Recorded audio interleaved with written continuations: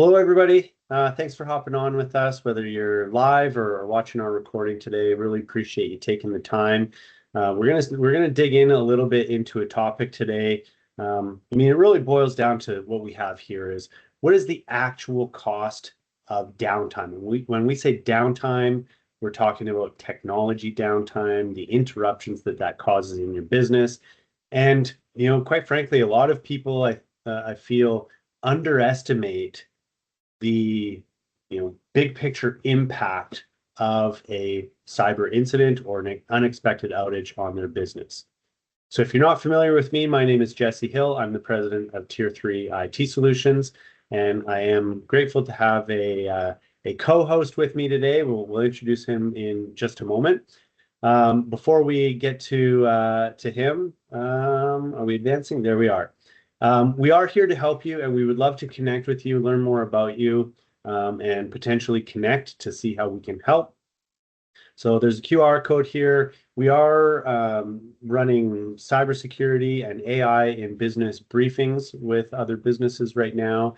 We're recording this in September of 2025.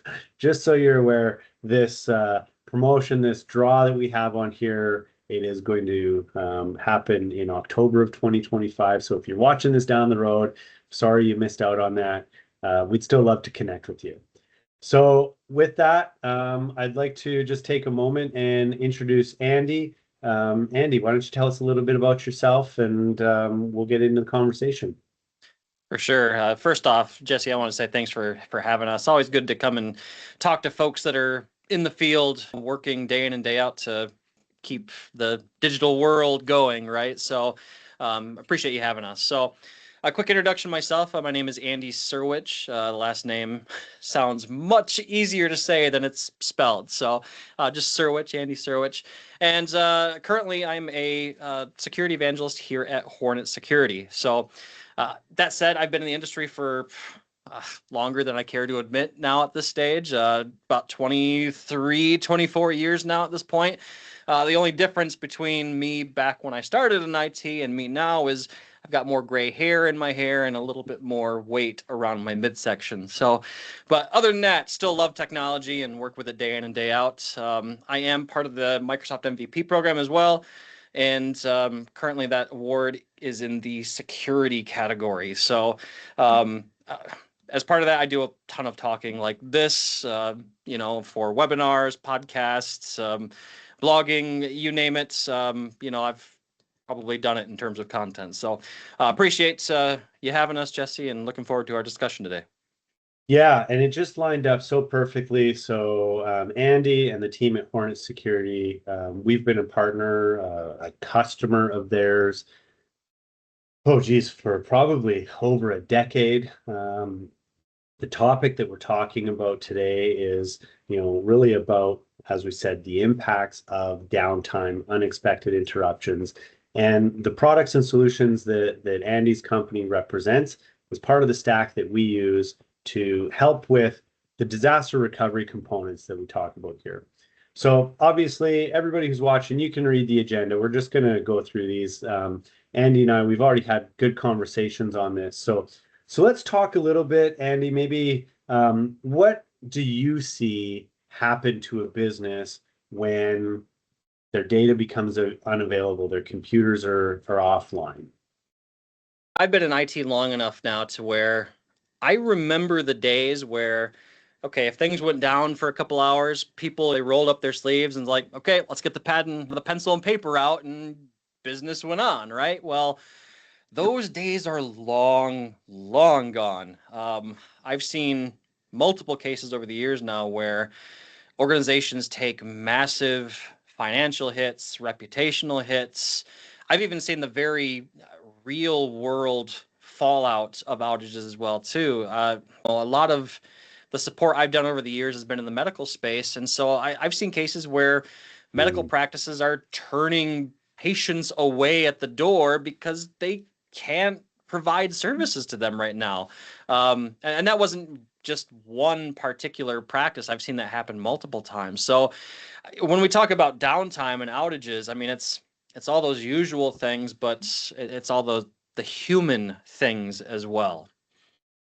Yeah, and it's for a lot of businesses, what they don't recognize is the knock-on effects, right? So as an example, and just for context, Andy's down in Michigan. Yep. That's where he's from. We're up in Edmonton, Alberta. And so I think it was about a year ago where we have a chain of gas stations and grocery stores called the Co-op, and they experienced a cyber incident of some type, and they couldn't you couldn't use their gas pumps. They couldn't order food to restock the shelves in the grocery stores. And when you think about, customers' buying habits and those types of things, I mean, they're used to going to a certain place, filling up, getting their groceries.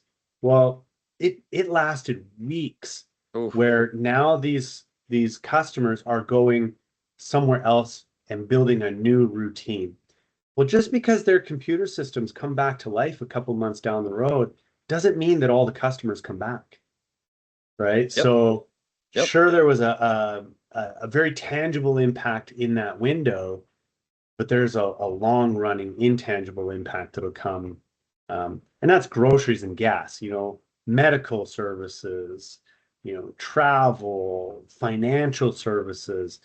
I mean, some of those businesses, when they have an incident, they will lose customers for life as a Yeah. result. That's the unfortunate reality. And it's funny you mentioned, like gas and grocery services. It reminds me of something that's applicable to what we're talking about. This happened years ago in the city where I live. There's one road that during the school year a lot of people use, right? And there was one gas station like miles down this road.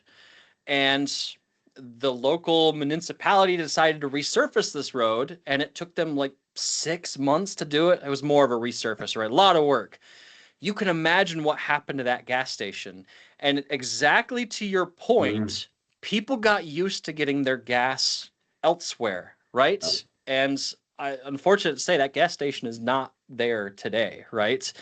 Now, that's an extreme example, right? But the point stands, right? Well, and I think it ties in perfectly with what we've got on the screen here Yeah. is um, the a lot of times people talk to their IT provider about what we have on the right, disaster recovery. When we ask them questions about their technology planning and security and those types of things, they say, "Oh, we've got a good antivirus, we've got a backup, and if we need anything, we can call our IT provider and they'll swoop in and they'll fix us and get us back up and running." And the idea of having a recovery plan is important, but you talked earlier about the idea of having a continuity plan. How do we continue to serve clients when we can't get into that system? How do we keep track of the work that we've done or the requests that have come in? And I think that that's what a lot of organizations, in my experience, the ones who have done a good job of thinking that process through, the business continuity, when they experience an incident or an impact, the effects are less noticeable, the cost is a lot lower, and the time to recovery typically is a lot faster as Right. well. Do you agree with Right. that? Oh, definitely, definitely. And I absolutely agree that when we look at the two items on the screen here, like you said, everybody focuses on because it often comes up in the conversation of that technology talk, that IT department conversation, right? And it's unfortunately often seen as solely a IT thing, which is not the case. It's more of a business thing, and that's where it kind of starts bleeding into the business continuity side of the conversation. And when I'm having this conversation with people, I always say, is disaster recovery super important? Yes, absolutely. No one's disputing that. But you also have to think about things like, well, yeah, extreme case, what if your building wasn't there tomorrow? Or, there was a fire or something. Where are people going to take phone calls from? How are they going to take phone calls? How do your customers reach you?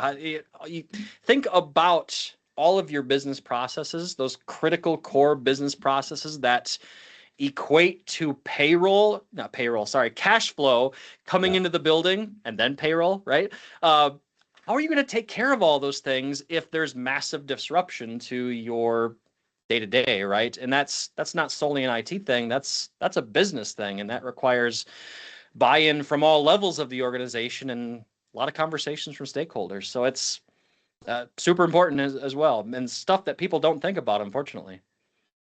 Yeah, and actually, we haven't talked about our families at all, but I find it always interesting when my kids come home from school and they tell me that they had a fire drill. And when you think about it, I mean, a couple times a year, they turn the alarm on and they say, "All right, everybody, this is what we do." And they walk Yep. them through the hallways and they get them used to that.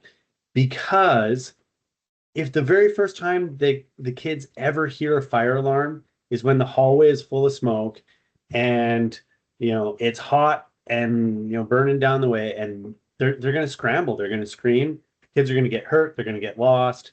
Yep. And so it's all about educating them in advance, which really what you were just talking about comes down to this checklist that we have here. Yep.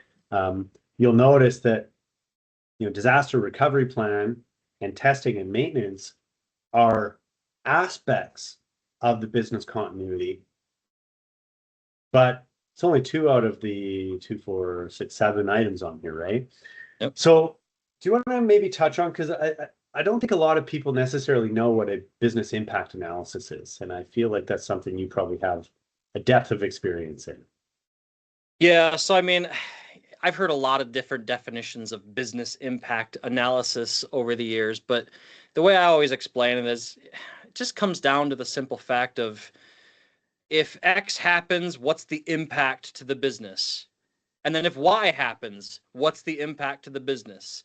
It's a lot of what ifs, right?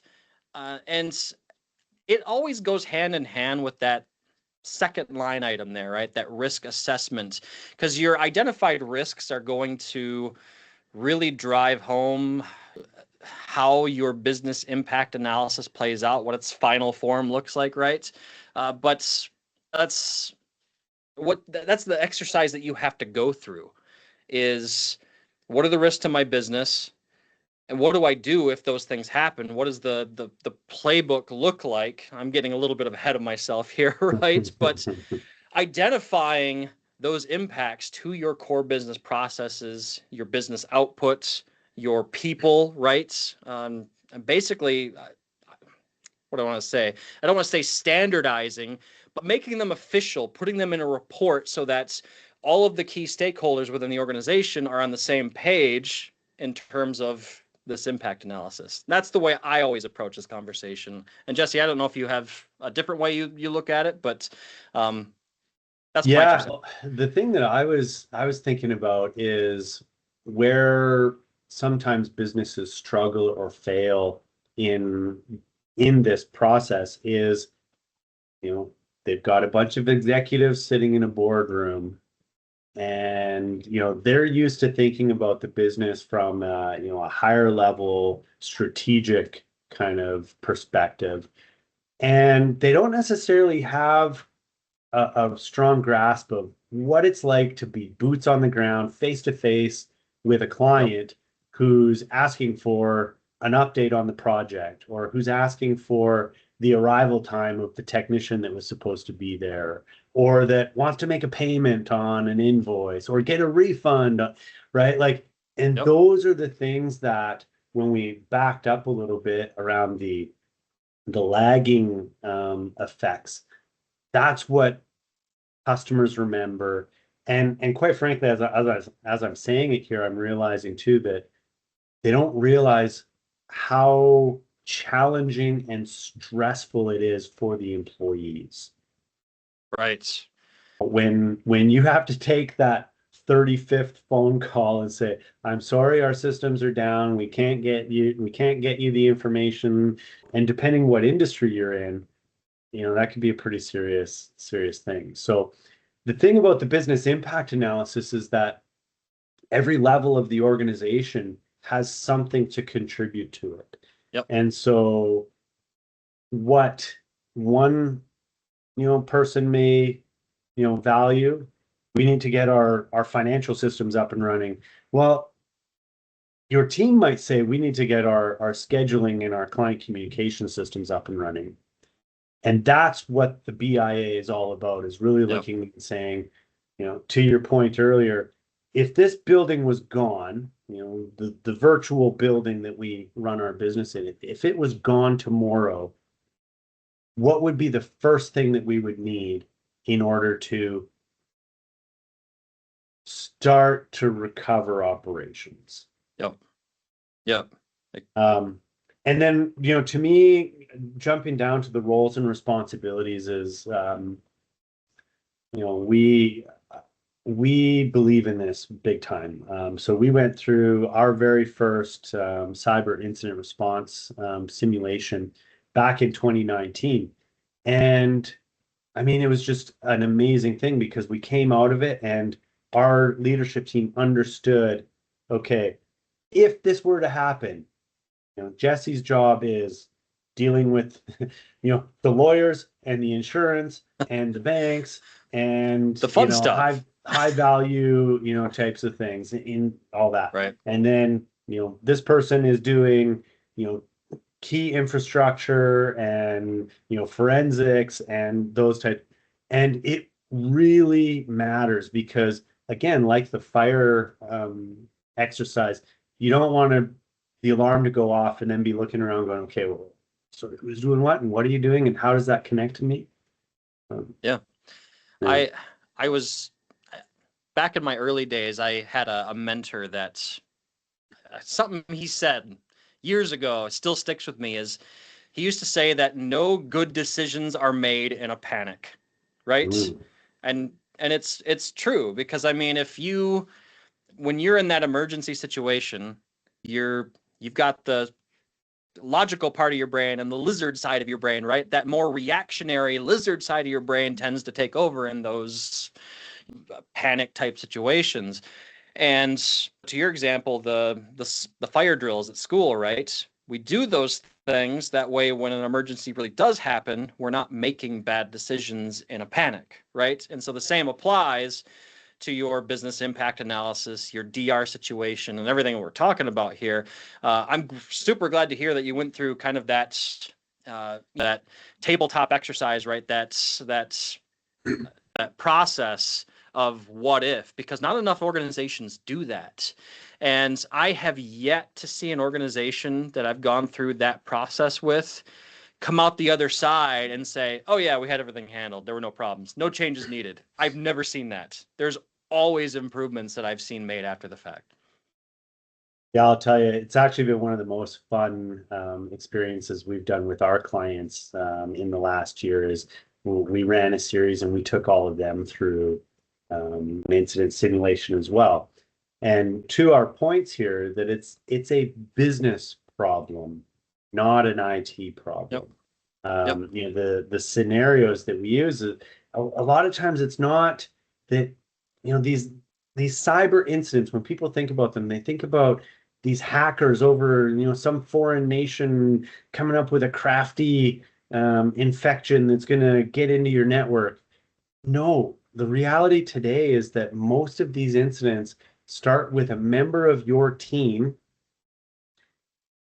willingly granting access to somebody that shouldn't Yep. be in your network through a mistake, an oversight, ignorance, malicious intent, whatever Yep. the case may be. So when we think about business continuity and disaster recovery, there's a couple of things on here, mistakes that people make. And um, you commented about how when you've run them for people, you've never seen them come out, clean. And I think that that's one mistake that's not on here is that some organizations, they design their own incident response simulations to prove that their systems and processes are up to snuff rather than to test their systems Yep. and their processes. Yep. Exactly. And that's where it depends on the organization, but that's where the regular test comes into play. Most businesses that do it well do it quarterly, and maybe it's not the full business continuity test quarterly. Maybe it's just a portion of it. Maybe it's just, okay, this quarter we're going to see how do we get the HR system back online if if the database is dead and gone, right? Maybe it's just a portion of it. But that regular testing, I feel like, is super important. Yeah. Yeah, we're not just talking about testing your backups, your ability to recover from them, or Correct. doing phishing simulations. It's truthfully taking people, putting them in a room, giving them a scenario, making sure that there are problems and decisions to be made, and having them adapt on the fly to make sure that the process that you've designed is going to work.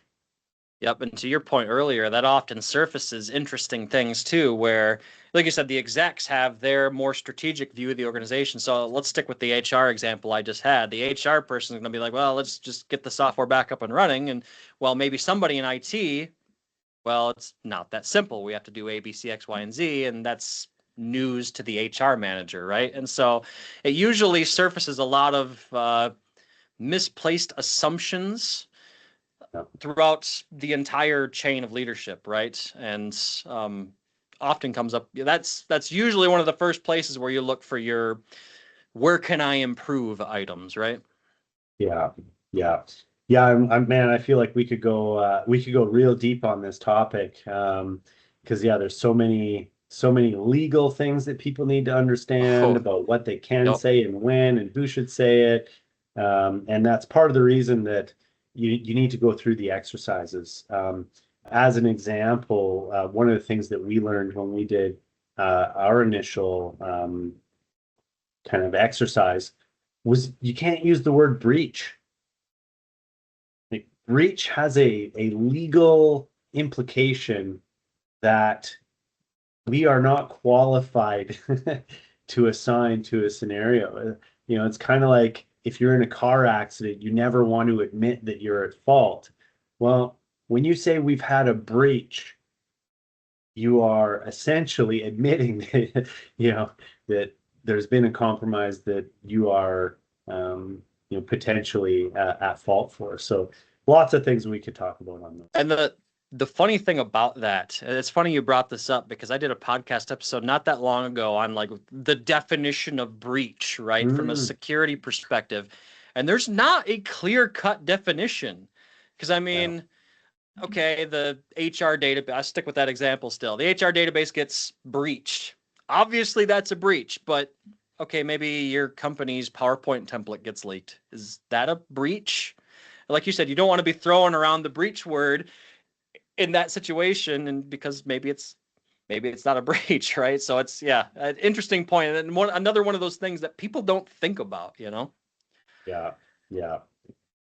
Well, as you can probably tell from listening to Andy and I, we really believe that getting expert assistance in, uncovering your need for a business continuity and a disaster recovery plan are important. There are different perspectives, different areas of expertise, different ways to do this depending on the size and complexity of your team and your organization. And obviously, as an IT services provider, we would love to have a conversation with you, tell you a little bit about how we approach it and whether we can help you and if there's a fit there. I do want to just check, and I realize I did not bring it up at the start. If anybody has any questions, we've got chat and Q&A going. After this, we've just got kind of a thank you slide. So while we kind of wait for that stuff to pop up, maybe Andy, anything that you want to discuss or add before we close out here today? Yeah, typically when I get to question slides like this, I'm often find myself thinking about like, okay, I'm having these conversations. What type of questions do I normally get, right? And so when it comes to, I think we've covered most of the common ones because I think a common question I get is like, who should be involved in the creation of my business continuity plan? We covered that, right? There need to be key stakeholders from all levels of the organization. The other thing I'm trying to think of, I often get questioned about, is examples. I find examples kind of provide some tangible, real world lessons, right? In how maybe a business continuity plan would have helped. I don't know if we've got time to do an example or two, but figured I'd ask first. Yeah. I kind of alluded to it earlier that the businesses and the organizations that put the practice in are the ones that suffer a lower level of impact, lower Right. cost, recover faster. Um, I mean, there's just so many analogies, right? I mean, professional athletes don't just show up on Friday night and play. Right. They Very practice true. all week. They define their roles. They know what exceptional performance looks like, and they work at it. So I guess to me, rather than necessarily giving examples, would be, I'd ask anybody watching, how do you think your team would do? It's a good question. Yeah, Yep. if halfway through the day access to your computer systems was gone and there was no clear indication of why and when you might get them back. And if you don't have an answer for that, then again, I'd love to chat. We've got some really, and I say this with all sincerity, some really fun cyber incident response simulation exercises that we take clients through, where it opens their eyes, they learn a lot, and ultimately they leave and they can be better prepared to face an interruption. Yep. Definitely. I agree with everything you said. Couldn't put it better myself. Well, awesome. Thank you, Andy. Really appreciate you hopping on with us here today. Appreciate everything your company has provided to us over the years. It's a key part of our disaster recovery plans for all of our clients. And again, if anybody has any questions, feel free to reach out. Thanks so much. Appreciate it. Thanks.